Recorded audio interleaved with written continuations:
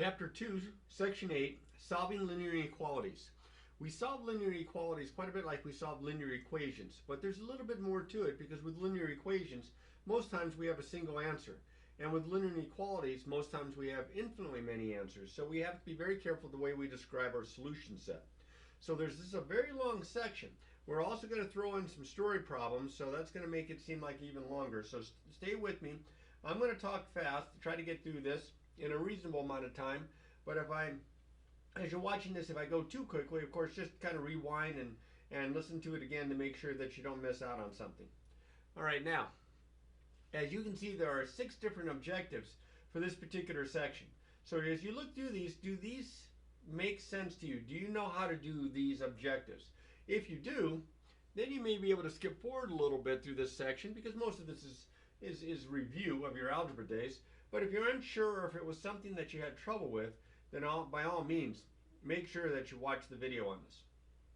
So the first objective is to graph intervals on a number line. You know, intervals of numbers mean typically not single points, but stretches of the number line that we typically will put like a darkened line over. Then we also want to be able to solve inequalities using the addition property of inequality, which is a lot like the addition property of equality. And we're also going to use to solve equations, the multiplication property of inequalities, which is somewhat similar to the multiplication property of equations of equality, except that when it has to do with a negative number that you're multiplying by.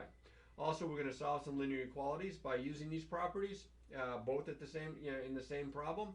And we're going to do some story problems. That's the applied problems. And then we'll look at linear inequalities that have 3 parts, which I like to call extended linear inequalities, but we'll get to that point. That's probably what we'll finish up with. Now, we use the idea of inequalities quite a bit. Anytime you use the term at most or at least, you're talking, more than, less than, you're talking about an inequality. I still remember when my daughters would say, "Hey, Dad, I need some money," and I'd say, "Well, how much do you need?" And they would say something like, "Well, I need at least $10. I need at least $20. With the idea being that if they said at least, they might get more, because at least $10 means $10 or more. Now, typically I would still give them the minimum amount, but it's always nice to have that wishful thinking that it would work out that way. So as you can see, when I'm talking about at least $10, it could be $10, it could be more than $10, and you may remember this kind of notation, or you should remember this kind of notation, where this symbol is the greater than or equal to symbol. So, and X would just be the amount of money that they're looking for. So this is an example of an inequality and a linear inequality, and here's the more formal definition. A linear inequality in one variable is an algebraic statement using either the greater than, the less than, the greater than or equal to, or the less than or equal to, or possibly even the is not equal to or not equal to. And so it would look like AX plus B is greater than C, AX plus B is less than C, AX plus B is greater than or equal to C, AX plus B is less than or equal to C, or AX plus B is not equal to C. And when we're talking about restrictions on rational expressions, we use this notation quite a bit. A, B, and C being real numbers, A not equal to 0. So here are some examples of linear inequalities in a single variable here. X is greater than 1, M minus half. It doesn't matter if there's a fraction or a decimal, that's okay. Is less than or equal to 2, and in this case, this looks like 4y minus 1 is less than 5. Those are all examples of linear inequalities in a single variable. Next. Okay. When we solve linear inequalities in a single variable, we want to find all the values, all the real numbers that make it true. And because, as I mentioned before, as you will discover, there are lots of values that make inequalities true, what we're going to do is we're going to try to describe the solution set. A lot of times we'll use a graph to describe the solution. We'll use a number line. So we're going to start off with a very simple example of where we use a number line. X is greater than 1. That means every number that's greater than 1. Not equal to 1, but greater than 1. Okay? And most times when we're doing this and we're back in maybe pre-algebra, we look at just the integers, but we're looking at all real numbers greater than 1. Now, when I was a student, I used this notation all the time. This is called set builder notation. And we would write the solution set as the set of all x, and this line like this means such that x is greater than 1. And that's a little cumbersome. We have a better notation that I'm going to go over with you here in just a minute called interval notation, and you should be familiar with that maybe from your Algebra 2 class. But we represent this graphically on a number line, the number is greater than 1, by drawing out a number line. Usually you like to have 0 shown with numbers on both sides, but kind of depends on what your key value is. Like here my key value is 1. So I definitely want to have a number line where 1 is somewhere to be seen. If this was 100, I'm not going to draw a number line out, with a 0 all the way to 100. That would take forever. So to represent numbers greater than 1, those would be numbers that we know are on the number line, because there's order in the number line, would be to the right of the 1. So as you can see here, I shaded in to the right of the number 1 here, and then I'm going to put an arrow, a heavy dark arrow, to indicate that. Now, you'll notice there's a circle around the 1. The circle means not this number, but everything to the right of this number. Okay? It does not include the 1. So that's why x is greater than 1 is represented by this graphic notation, because if I want to include the 1, we use a filled-in dot, typically a filled-in dot to represent that we do want that endpoint, we do want that 1.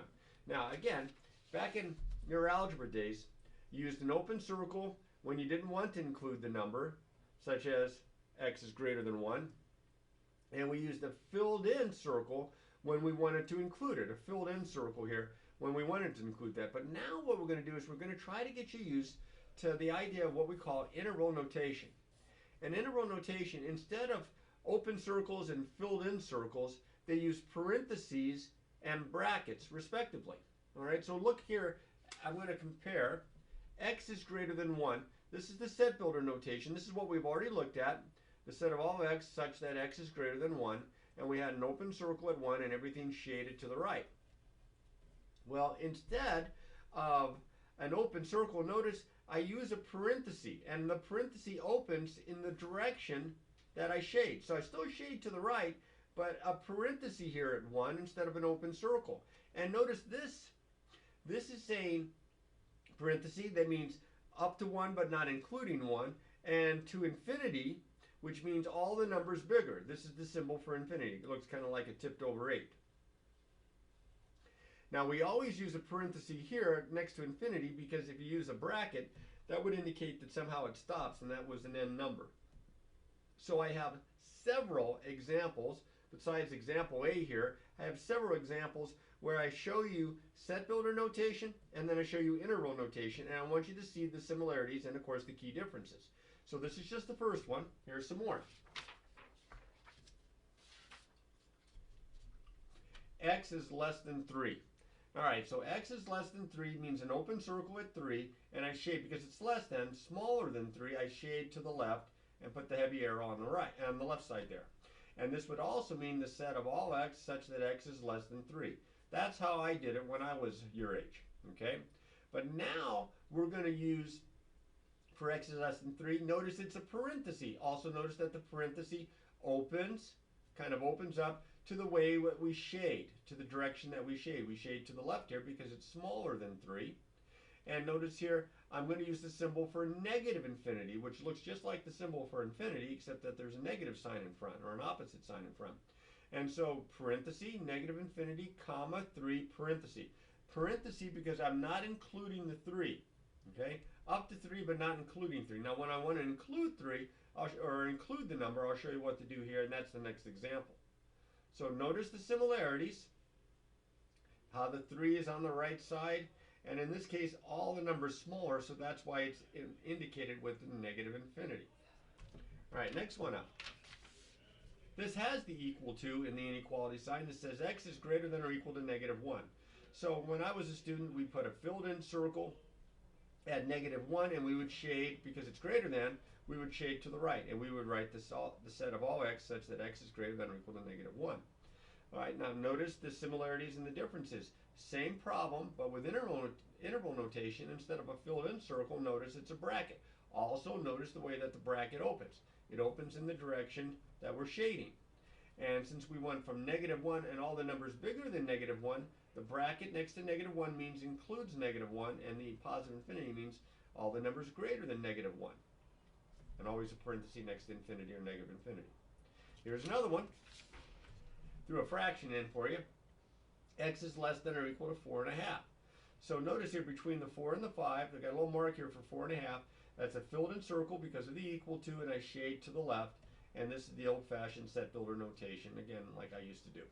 But now it's new and improved, and most textbooks use this notation, at least textbooks in the last 20 years or so. It says X is less than or equal to 4.5, bracket here at 4.5, shading to the left, bracket opens to the left, and here from negative infinity to 4.5, bracket here next to the 4.5, and again, always a parenthesis there. Now, if you get all real numbers, and sometimes that happens. Remember, we had that with equations. It was one of the special cases where you might get all real numbers. All real numbers, you would shade in the entire number line and put arrows in both directions. And again, in the old days, we would say the set of all x such that x is an element of. This little weird e is an element of. And then this weird capital R here with an extra slash to it is the notation that we use for the set of real numbers. So this is saying the set of all x such that x is an element of the set of real numbers, which means all real numbers. But all real numbers here, we go negative infinity to infinity. And that's a little bit more concise. It means all the numbers because we're going from negative infinity, the arrow goes forever to the left, and then positive infinity, the arrow indicates all the forever to the right. And so kind of nice to be able to write it this way as compared to writing it that way. All right, now let's actually use that and let's solve an inequality. Now I'm kind of jumping the gun because I haven't really talked about the addition and multiplication properties of inequalities. At least I don't think I skipped a page, did I? Did I skip one? I have a page stuck? No. Well, with the addition property, gosh, I feel like I'm missing some notes. Maybe I've got them in the wrong order here. Hang on, let me double check. I sure do. Okay, where am I at here? I think I got one of the pages out of order. Here, let's look here. All right, woof, that was almost a big mistake. Now, since inequalities have infinitely many solutions, it's to our advantage to be able to graph them on the number line. That's why we were talking about the brackets and the parentheses and such. So make sure that you remember if it doesn't have the equal to, you're using parentheses. If it has the equal to, you're using brackets. And now what we're going to do is we're going to solve inequalities like we solved equations. We're going to isolate the variable on one side. So one of the properties that we use to do that is called the addition property of inequality. It says if A, B, and C are elements of the real numbers, and if the inequality A is less than C is true, then A plus C is less than B plus C is true and is equivalent to this inequality. Okay, they have the same solution set. This works the same way as if it's a less than, if it's a greater than, if it's a less than or equal to, if it's a greater than or equal to. And here's an example. I have -1 plus 8x is less than 7x plus 2. If I was to solve this and isolate the variable, I would get rid of the 7x because it's got a bigger coefficient, assuming a smaller coefficient, sorry. I'm talking too fast here, so I'm going to subtract 7x from both sides. Okay, that would just give me 1x or x, so I have -1 plus x is less than 2, and then I would add 1 to both sides. Okay, and I would get x is less than 3 because these would cancel. Now that would be the answer to the inequality. If they said write your answer or write your solution set in interval notation, I would write from negative infinity to positive 3 parenthesis because there's no equal to here. If they asked me to graph it, and they didn't, but if they asked me to graph it, I make sure 3 is somewhere in the middle of my graph. I would want all numbers smaller than 3, that means to the left of 3, so I would use a parenthesis that opens to the left, and then I would shade all of this. It's usually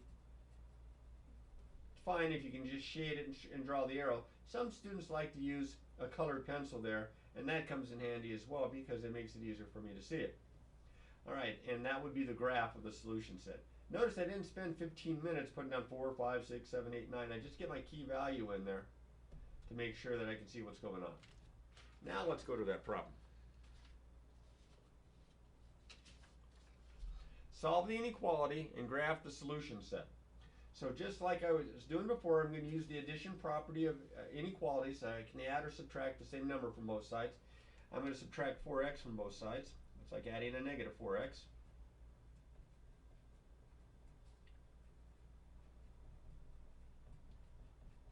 All right, these are going to cancel. I'm going to get 5 is greater than or equal to, looks like 1x or x plus 3. Now I'm going to subtract 3 from both sides.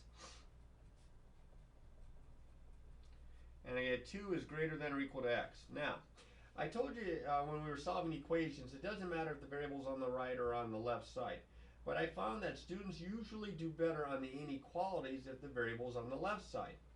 So if I switch these two around and put the x on the left and the 2 on the right, I have to also flip the sign around, because you can see that for the inequality, the alligator mouth is opening up to the 2 here. So it's got to continue being open to the 2. So if I put the x, here, that's not so good.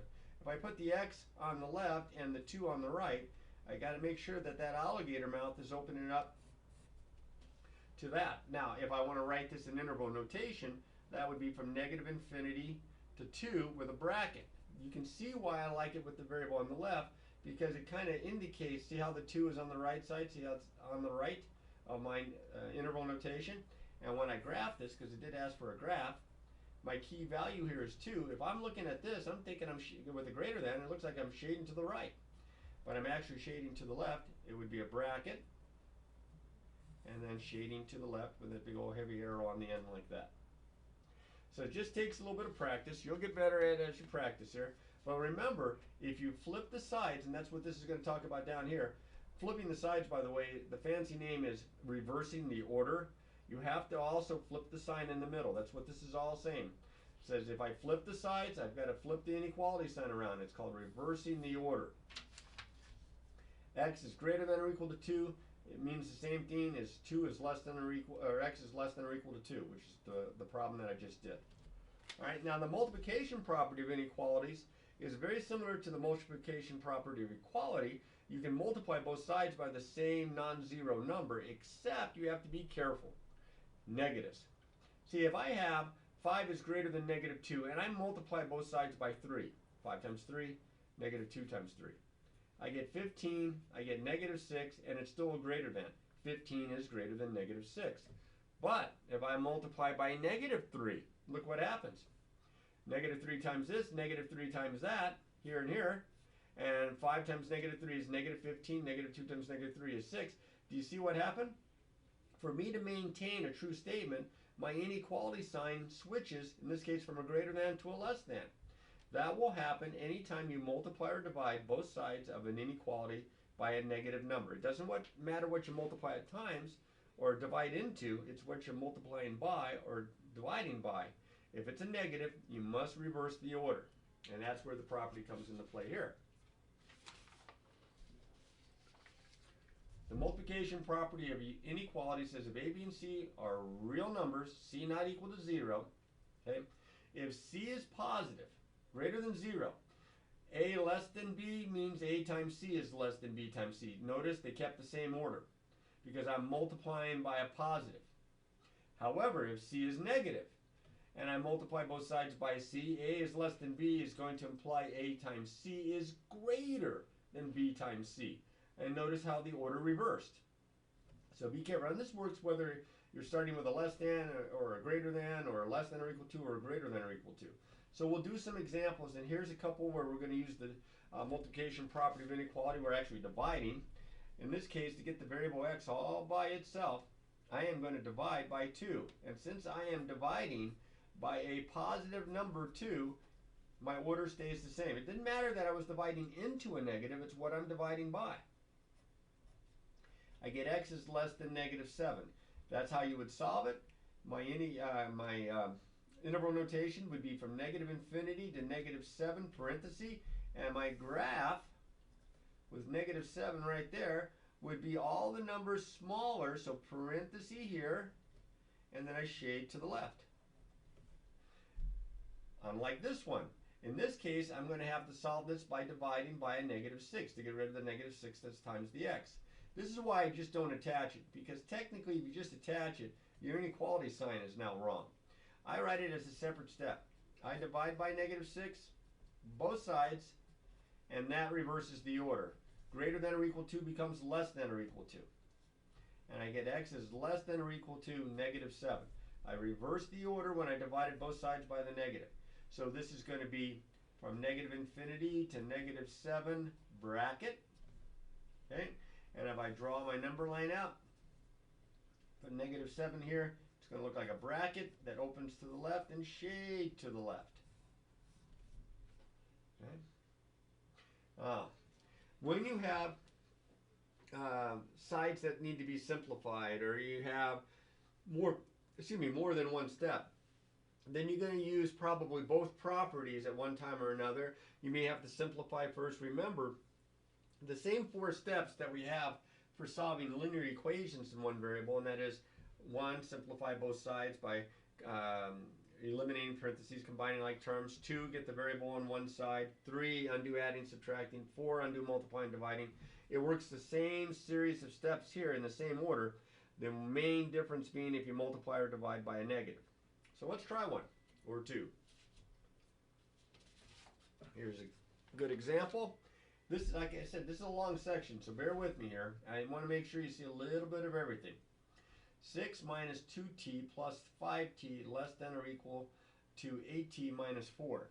I have like terms here, so I must simplify. So this becomes a minus 2t and a plus 5t is a plus 3t. Then I'm going to get the variable on one side after I simplify it, so I'm going to get rid of the plus 3t by subtracting 3t.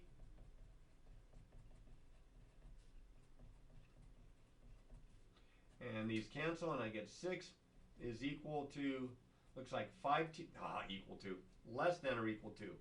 I did a cardinal error there. That's the type of mistake that haunts algebra teachers. Students somehow get in a hurry, just like I did, and they write a different symbol than what they started with.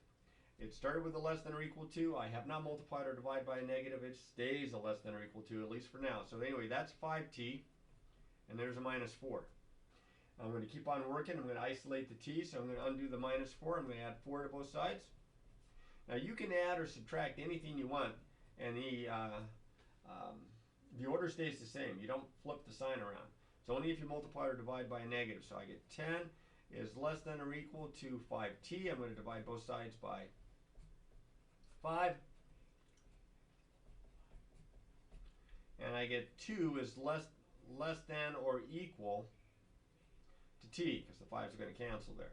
Now I'm going to write that up here, not as 2 is less than or equal to t, but I'm going to write that as t is greater than or equal to 2, because it's much simpler to see, bracket 2 to infinity, and also number line, here's 2, shading to the right, bracket and shade to the right. Now, I have a little hint here. It says if your answer turns out to have kind of like a fraction here, as this example shows you here, be careful where you mark it. I actually mark it sometimes as that. But the other thing is that if your variable is on the left side, see how my variable is on the left side? Oh, no you can't. Yes you can. See how my variable is on the left side here? See how my inequality sign looks like it's pointing to the right? A little arrow, looks like an arrow pointing to the right. See how I shade to the right? If the variable is on the isolated variable is on the left side, you kind of shade in the direction of your inequality sign. It looks like it's one of those signs for the guys that are, selling pizza on the corner of the street and they're pointing to the store. It's kind of pointing the way. I'm shading to the right. Now, if the variable is on the right side, this doesn't work. It's just the exact opposite. So be careful there. So in this problem here, I put the number line right here. Did I skip a problem again? I may have skipped a page again. Maybe I got my notes in the wrong order here. Heavens, the Murgatroyd. Let's see. Well, I guess I'm okay so far. I feel like I skipped step 6 somewhere along the line there. I got step 5. Let's see what my pages are. No, I think they're all in the right order. Okay, I'm good, unless I lost the page of notes. So anyway, be careful here when you are doing your shading that you make sure you shade in the right direction. That's why I took the extra step and wrote it with the variable on the left side. Of course, that meant I had to reverse the order. All right, next guy up. 2x minus 3 times the quantity x minus 6 is less than 4 times the quantity x plus 7. They just get a little bit more complicated, so I have a little bit of extra simplifying first. So 2x I have to distribute, so that'd be minus 3x plus 18 is less than, over here, I get 4x plus 28. Combine like terms, I get the opposite of x. It's like a negative 1x plus 18 is less than or equal to 4x plus 28. Now, I have a negative 1x on the left, a positive 4x on the right. I'm going to get rid of the negative 1x by adding x to both sides.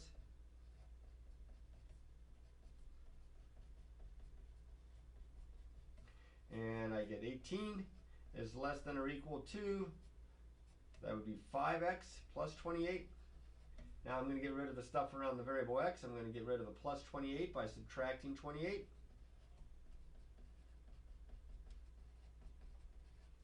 And I get negative 10 is less than or equal to 5x. Almost done. I'm going to get rid of the 5 that's times the x by dividing by 5, both sides.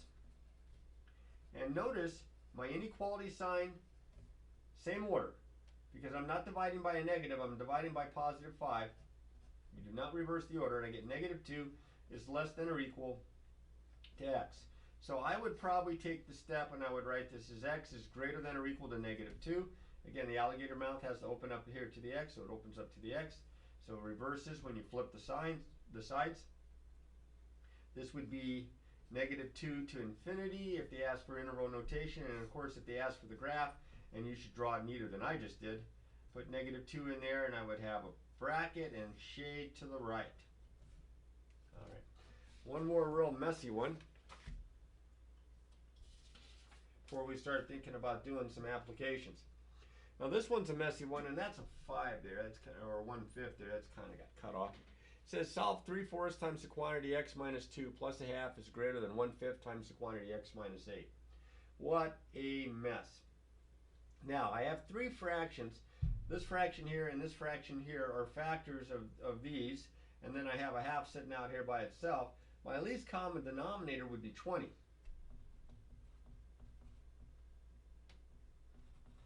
I'm going to multiply both sides. It's a positive, so I don't reverse the order. I'm going to multiply both sides by 20. 20 times the left side. Now I'm going to point something out to you here in a second, so make sure you follow this, and 20 times the right side. When I multiply through by 20 and I have to distribute over here on the left, the 20 is times all of this. You don't multiply the 20 times the 3/4 and the 20 times the x minus 2, because these are being multiplied together. It's just one factor of 20. And I would suggest that you multiply it times the number, because you're hoping to get the fraction to cancel. If I multiply by 20, or 20 over 1, 4 goes in that once, goes in that 5, I get 15 times the quantity x minus 2. Plus, and then of course this is much simpler, 20 times a half, that's 10. No fractions on the left side, greater than. Now here again, I'm not going to multiply the 20 times both of these factors, just times one of them, and I picked the constant factor here, 1/5. Because again, the whole idea of doing this was to get rid of the fraction, so I get 4 over 1, or 4, times the quantity x minus 3. Now the problem looks a little bit more reasonable. I distribute. 15x minus 30 plus 10 is greater than 4x minus 12. Combine the like terms, almost done. 15x minus 20 is greater than 4x minus 12. All right, now let's see. I've got to get the variable on one side. I'm going to subtract 4x from both sides. I'll write this down right. This doesn't look like it's going to come out to be an integer. Hopefully everything's okay here. Oh, I can't multiply, can I? I was wondering why I wasn't getting an integer. What's 20 no, that's right. That's 15. I multiplied, right?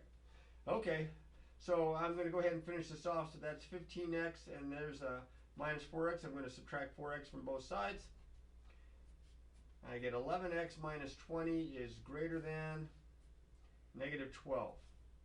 Now I'm going to add 20 to both sides. I get 11x minus 20 plus 20 is greater than negative 12 plus 20. I get 11x is greater than 8. Yeah, I'm not getting an integer. I divide both sides by 11, positive 11, so it stays greater than. And I'm not changing this to a decimal. I'm going to leave him just as he stands. And I get x is greater than 8/11ths. So in interrow notation, this would be a parenthesis, an 8/11ths, a comma, and an infinity. That's interrow notation. And of course on the number line, this is negative 1, 0, 1, and 2. You'd have to approximate where 8/11ths is. It'd be about here. And I would actually put it right below it. And then that would be a parenthesis and shade to the right. All right. Now with applications to story problems, we have to still translate the words and the symbols. Just look for some of these key phrases here. Is more than, is greater than, is less than, is a less than sign. Now, if I don't have the is, I have more than, I have less than, then more than is adding and less than is subtracting. But is more than or is less than, that key word right there, you're talking inequality signs. Is at least is greater than or equal to. That was the very first thing I think we did with my daughter asking for at least $10. Is at most, that would be a less than or equal to. And of course, occasionally you'll see the word exceeds. Not so often. It's usually one of these four, and that represents greater than. So let's try a story problem. Still going to use the 5-step method. Okay, a rental company charges $5 to rent a leaf blower plus $1.75 per hour. Lyle can spend no more than $26 to rent the leaf blower. What is the maximum amount of time that he can use the rented leaf blower? All right, so I'm going to let X be the amount of time he rents the leaf blower. All right, now it's $1.75 an hour, and if X is the number of hours, $1.75 times X plus $5 right up front added on to that. And that can be no more than, which means it could be less than, it could be equal to, but it can be no more than 26. So this is less than or equal to 26. I'm going to go ahead and solve this. That's really the key step. Read it carefully, state your variable, but you must write that inequality that models it here. So I'm going to subtract 5. I get 1.75x is less than or equal to 21. Oh, I didn't bring my calculator. 1.75 into 21. I'm going to move it 2, comes up right there. 175 doesn't go into 2, doesn't go into 21, but does go into 210 one time. That's 175. Subtract. That's a 5. That's a 3. And bring down a 0. It goes, oh, that's nice. Exactly 2 times. I guess I don't need these extra zeros here. So I get X is less than or equal to 12, which means that the most that he could have it out is 12 hours. So it says, what's the maximum amount of time that he can use the rented leaf blower? It's going to be 12 hours. It can be less than 12 hours, but the maximum amount of time is less than 12, or is equal to 12 hours. So he can rent the leaf blower for 12 hours. All right. Christine, another story problem, has grades of 98 and 85 on her first 2 tests. Look at the way I wrote 2. Holy moly, what is wrong with me? Her first 2 tests in her math class. If she wants an average of at least, it means it could be more than, but it can be not less than, it could equal. So this is going to be greater than or equal to at least 90 after her 3rd test. What score must she get on that test? Let's let X be the score on the 3rd test. It's usually best to use your variable to represent the unknown that they're asking for when you can. So in this case, she's got an average at least of 90. To find an average, we add up and then we divide by how many there are. In this case, we have 3 tests. We have 98 and 85, and the third test we don't know, we called it X. And we would divide by 3, and this would have to be at least, so greater than or equal to 90. Okay, so in this case, there's probably a cap on this as well, because you probably can't get more than 100. What we're going to do is we're going to combine here. That would be 183 plus X is greater than 3, or no, over 3, excuse me, is greater than or equal to 90. Now be careful here. You're so tempted to want to subtract to get rid of the 183, because 99 times out of 100 we undo adding and subtracting unless it's a big old fraction on one side, and I'm going to get rid of the denominator just like I did in one of the other problems by multiplying both sides by the LCD. So 3 times 183 plus X over 3 greater than or equal to 3 times 90. Oops. And I get 183 plus X is greater than or equal to 270. I'm going to finish this off by subtracting 183 from both sides.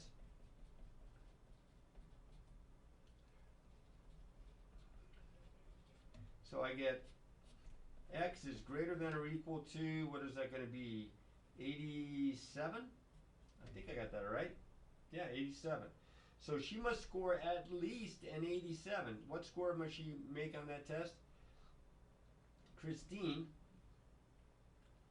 oh here, I actually have it. I didn't cover it up over on my other part here. Christine must score at least an 87 on her third test. Okay, couldn't score more than 100, but must score at least an 87 to get that 90% average. Even though there's been a whole bunch, there's one more thing to kind of talk about, actually a couple more things, but one more thing in particular, and that is what we call an extended inequality. It's an inequality, a linear inequality in 3 parts. So for example, if I have negative 2 is less than 3 is less than 9, I have 2 inequality signs. This is an extended inequality, and what this says is that 3 is between negative 2 and 9, which makes sense. Doesn't say it could be equal to. Here, I have negative 2 is less than X is less than 9. This is saying what number X would be between those. Well, it would be anything bigger than negative 2, but at the same time, smaller than 9. So what we'd have to do here is consider the set of values that makes both true. It has to be greater than negative 2, but it has to be less than 9. So look on my number line. If I put negative 2 and positive 9, and there's no equal to, I would have parenthesis open to the left, parenthesis open on this side. Excuse me, opens to the right on the left, opens to the left on the right, and it would be all the numbers in between. Negative 1 and 0 and 1 and 2 and 3 and all the other real numbers in between negative 2 and 9. Note how I write it. This is not an ordered pair. This is the interval of numbers from negative 2 to 9, non-inclusive. It does not include either endpoint. With that in mind, I want to start solving equations, or inequalities, excuse me, that have 3 parts, extended, and notice the part in the middle, it has the variable, but there's an additional number. So to get rid of a plus 4, we want to isolate the variable here in the middle. We're going to subtract 4, but we have to subtract 4 from all 3 parts of the inequality. Look down here, 7 minus 4, x plus 4 minus 4, 12 minus 4. These will cancel. The x just comes straight down, and I get 3 is less than x is less than 8. The middle part has the isolated variable. That's the tricky part. That's the part that's different, at least. So let's try a couple, and then we'll get you on your way here. All right, solve each inequality, graph the solution set. In this case, my variable x is in the middle. It's being multiplied by 3. There's 1 that's being subtracted, so we undo the adding or subtracting, and would add 1 to all 3 parts of my inequality. And I get 3 is less than or equal to 3x is less than or equal to 9. Now to get rid of the 3 that's times x, I'm going to divide by 3, and it's positive, so I do not reverse the order. I'm going to divide all 3 parts by 3. So 3 over 3 is less than or equal to 3x over 3 is less than or equal to 9 over 3. I get 1 is less than or equal to x is less than or equal to 3. So I get all the numbers in between 1 and 3 inclusive this time because of the equal to's. So it would look like this, from 1 to 3 with brackets. It says to graph the solution set. So here's 0, here's 1, here's 2, here's 3, here's 4. It would be bracket at 1, opening to the right, bracket at 3, opening to the left, and then I shade in all the numbers in between. See how similar this looks to this part. All right, one more. And then I'm going to subtract. I've got to undo the stuff around the variable here. I'm going to get rid of the positive 1 by subtracting 1. And I get 0 is less than or equal to, the 1's cancel, negative 5x is less than 20. So in this case, by the way, notice one side has an inequality, it has the equality, one side does not. This has the equal to, this one doesn't. Now I have to get rid of the negative 5 times the x, so I'm going to divide by negative 5. All 3 parts get divided by negative 5. And because I'm dividing by a negative, it reverses the order. It reverses this order, it reverses this order. This becomes greater than or equal to, this becomes greater than. I get 0 is greater than or equal to x is greater than negative 4. Now I'm going to draw out my number line and all that, but if I go to write this in interval notation, it's not going to be nicely set up like this one where the 1 was on the left and the 1's on the left, the 3's on the right, the 3's on the right. That only happens if you have less thans or less than or equal to's. These are greater thans or greater than or equal to. Now you can flip the whole thing around. You can put the negative 4 here, the 0 here, and keep the x in the middle, but that's going to reverse the order. This is going to become a less than, this is going to become a less than or equal to. The advantage to that being that now, look at this. Oops, almost made a mistake. Negative 4, comma, 0, bracket.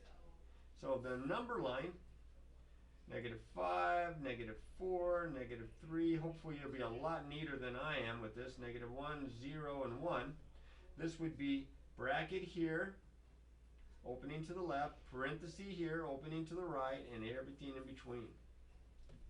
I really hope that you take the time to get used to this interval notation, because you're going to see it in just about every math class you take, whether it's in high school or in college. You should have seen some last year in Algebra 2, but still all the same. Okay, with this type of intervals, notice here I have the different looking possibilities like I had in the last couple of examples, and notice the way that the parentheses and the brackets are used respectively. Okay, you have an open interval, you have a closed interval, and then these two, because one side's closed and the other side's open, they're called half open intervals. I suppose you could call them half closed intervals, but only if you're a pessimist there. All right, so anyway, this was a long section. There was a lot to it. It's a long video, but I'm hoping that it helped you, and of course, practice, practice, practice.